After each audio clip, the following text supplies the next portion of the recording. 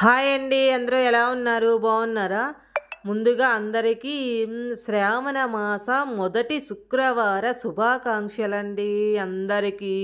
ప్రతి ముత్తైదువు సంవత్సరం అంతా ఎదురు చూసే శ్రావణ మాసం చాలా విశిష్టమైనదండి. మనమందరము ఎంతగానో ఎదురు చూస్తున్న శ్రావణ మాస శుక్రవారాలు అయితే వచ్చేస్తున్నాయండి. ఈసారి శ్రావణ మాస శుక్రవారాలు మొదటి వారంలో అయితే నేను కొంచెం పెళ్లి పిలుపులకి అటు ఇటు వెళ్తూ తిరుగుతూ ఉన్నానండి. చాలా అలసిపోయినట్టు ఉన్నాను. కొంచెం పువ్వులు కూడా సరిగా దొరకలేదు నాకు ఈరోజు. కానీ పువ్వులు దొరకలేదు అని చెప్పి నేనైతే పూజ అయితే ఆపలేదు. అక్షింతలు తీసుకున్నాను. కాయిన్స్, రూపాయి కాయిన్స్ ఉన్నాయి కదండి, ఆ కాయిన్స్ తీసుకున్నాను. ఉన్న వరకే పెట్టుకున్నాను. తాంబూలం పెట్టుకొని కొబ్బరికాయ నైవేద్యానికి పులిహార చేశానండి. ఉదయాన్నే పొంగలైతే చేస్తే చాలా మంచిది, కానీ పొంగల్ చేయలేకపోయాను. అందుకని పులిహార చేసి అమ్మవారికి నైవేద్యంగా పెడుతున్నానండి. ఒక చిన్న మంగళహారతి పాడుతానండి, కొంచెం వినండి అందరూ. ఎంతో చాలా మంచిది. బంగారు హారాలు సింగార మొలకించు అంబికా హృదయముకు నీరాజనం. శ్రీ గౌరీ శ్రీ మాతా శ్రీ మహారాజ్ఞి శ్రీ సింహానేశ్వరికి నీరాజనం. కల్పతరువై మమ్ము కాపాడు కనకరంబులతో కనకాంబర కాసులతో నీరాజనం.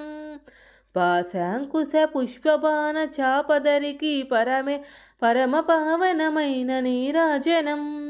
కాంతి కిరణాలతో కలికి మెడలో మెరిసే కళ్యాణ సూత్రముకు నీరాజనం.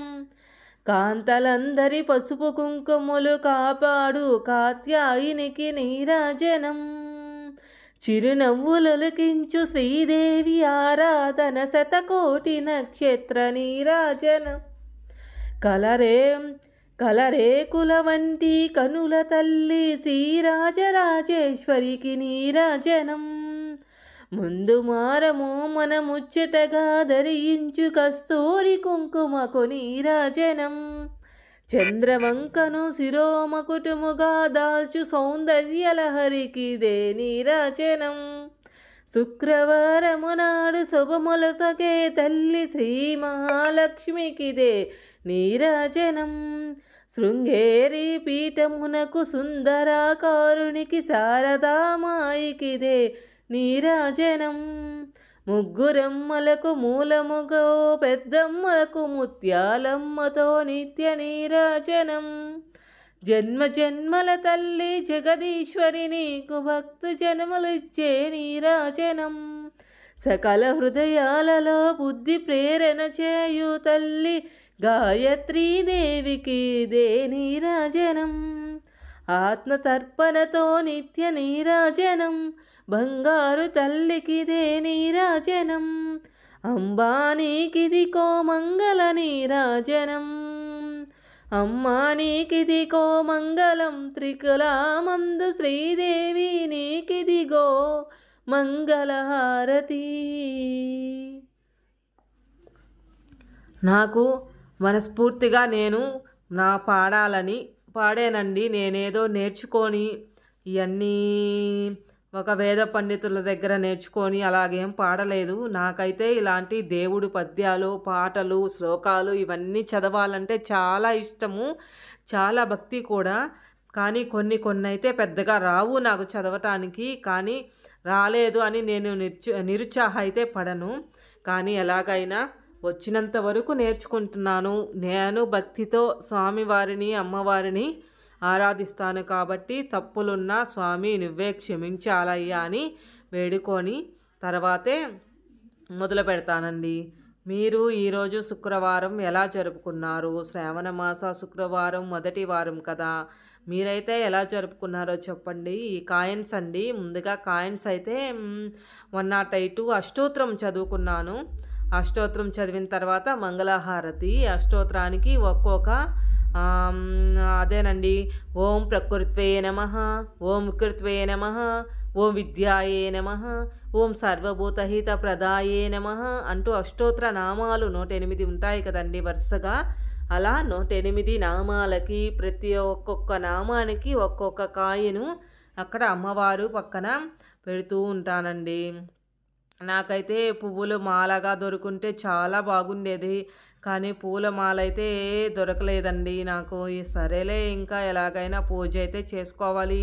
పువ్వులు ఉండే వాటిలోనే కొంచెం సర్దుకొని అలాగా పెట్టానండి. ఎక్కువ ఆర్భాటాలకు అలాగేం పోకుండా సింపుల్‌గా కొంచెం పా పులిహోర పెట్టుకొని అమ్మవారికి అష్టోత్తర నామాలతో ఈరోజైతే పూజ చేసుకోవడం జరిగింది. మీరు ఎలా జరుపుకున్నారో నాకైతే కామెంట్ చేయండి.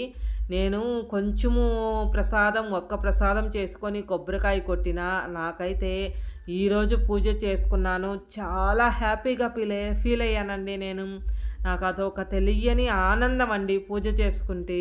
మీకైతే ఎలా ఉంటుందో కామెంట్ చేయండి. ఈరోజు లేటింగ్ కూడా ఉదయాన్నే లేట్‌గానే లేచానండి. పాపకు కూడా పులిహోర పెట్టించాను. కర్రీసు, రైసు ఏమీ చేయలేదు ఇంకా. తర్వాత ఇక్కడ పూజ అంతా అయిపోయింది.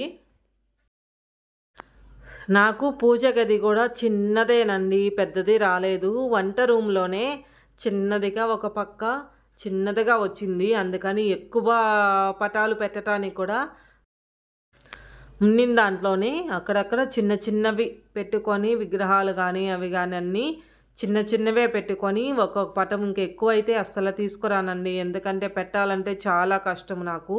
ఈ పైన శివయ్యది, సరస్వతీదేవిది పటాలు పైన పెట్టానండి. అలా పెట్టకూడదు అంటున్నారు. కానీ ఇంకా ప్లేస్ అయితే లేదు.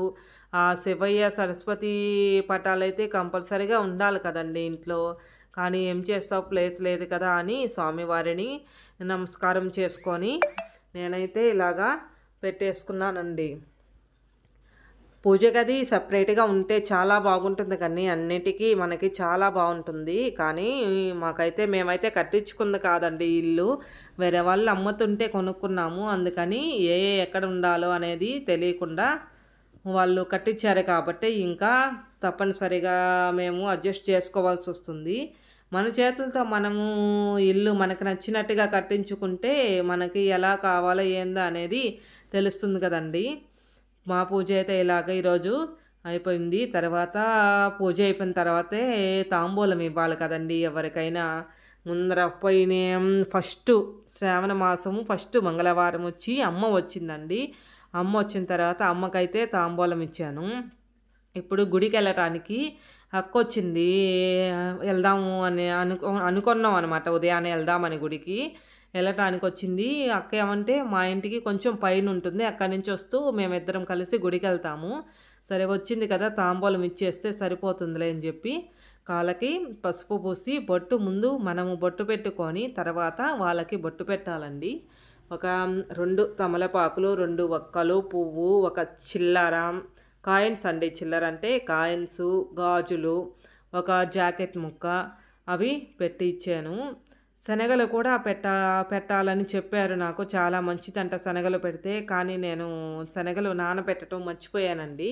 అందుకే ఈరోజు అసలు ఇవ్వకుండా ఎందుకు ఉండాలిలే అని చెప్పి అలా ఇచ్చేసాను. ఇచ్చిన తర్వాత మేమిద్దరం కలిసి అయితే గుడికైతే వెళ్ళిపోయామండి. మేము వెళ్ళేసరికి అభిషేకం జరుగుతూ ఉంది. లాస్ట్లో ఉన్నింది అలంకరణ అన్నీ. చూడండి అందరైతే లాస్ట్లో తీసానండి అభిషేకం, అలంకరణ అన్నీ అయిపోయి ప్రసాదాలు అన్నీ అయిపోయిన తర్వాత లాస్ట్లో తీసాను ఈ వీడియో. అమ్మవారు చూడండి బాగా అలంకరణ చేశారు. అమ్మవారికి పూలు, అమ్మ కొత్త చీర అన్నీ కట్టి బాగుంది. Thank you for watching Venkat డా.